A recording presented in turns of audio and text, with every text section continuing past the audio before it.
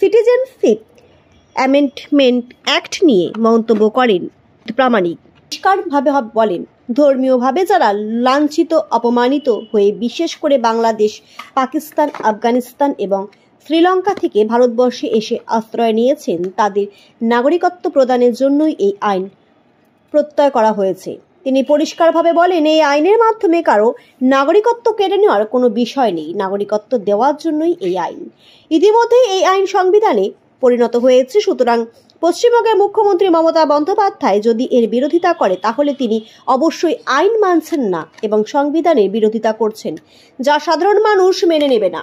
তিনি মুখ্যমন্ত্রীকে প্রশ্ন করেন, তাহলে কি মুখ্যমন্ত্রী চাইছেন যারা মতুয়া আছেন, যারা অন্যান্য দেশ থেকে ভারতে এসে আশ্রয় নিয়েছেন তাদের ক্ষতি হোক?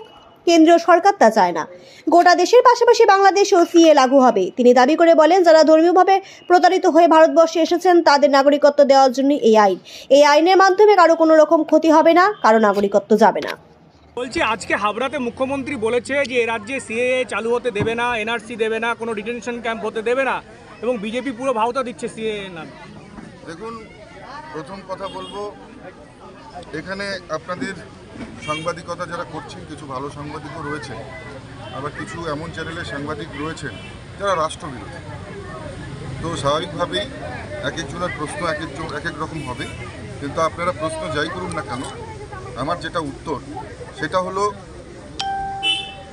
সিটিজেনশিপ অ্যামেন্ডমেন্ট অ্যাক্ট, যেটা সংবিধানের পরিণত হয়েছে, সংবিধানের একটা পার্ট আইনে পরিণত হয়েছে সাংবিধানিকভাবে, এবং সেটাকে ইমপ্লিমেন্টেশন করা হয়েছে যারা ধর্মীয়ভাবে প্রতারিত হয়ে বাংলাদেশ, পাকিস্তান, আফগানিস্তান, শ্রীলঙ্কার মতন দেশ থেকে ভারতবর্ষে এসে আশ্রয় নিয়েছে তাদের নাগরিকত্ব দেওয়ার জন্য।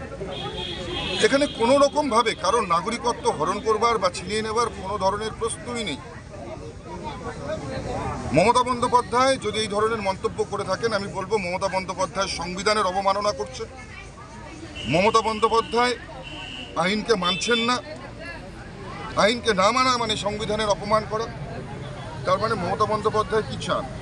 উনি কি এটাই চান যে যারা মতুয়া রয়েছেন, যারা উদ্বাস্তু রয়েছেন, যারা এখনও নাগরিকত্ব পাননি, তারা কোনোদিনই ভারতের নাগরিক না হোক? এটা কি মমতা বন্দ্যোপাধ্যায় চান? এই প্রশ্নটা আপনাদের কাছে করছি, এই প্রশ্নটা মমতা বন্দ্যোপাধ্যায়কে গিয়ে করবেন। কারণ ভারতবর্ষের যে আইন তৈরি হয়েছে, যে সাংবিধানিকভাবে যে আইন তৈরি হয়েছে সিটিজেনশিপ অ্যামেন্ডমেন্ট অ্যাক্ট, এটা মানুষের কল্যাণের জন্য। যারা নাগরিকত্ব এখনো পায়নি তাদের সেই অধিকার দেবার জন্য। আমি আবারও অন ক্যামেরা বলছি, সিটিজেনশিপ অ্যামেন্ডমেন্ট অ্যাক্টের দ্বারা ভারতবর্ষের কোনো নাগরিকের নাগরিকত্ব যাবে না। কোনো নাগরিকের কোনো ধরনের ক্ষতি সিটিজেনশিপ অ্যামেন্ডমেন্ট অ্যাক্টের দ্বারা হবে না। শুধুমাত্র যারা ধর্মীয়ভাবে প্রতারিত হয়ে ভারতবর্ষে এসছেন তাদেরকে নাগরিকত্ব দেওয়ারই যায়।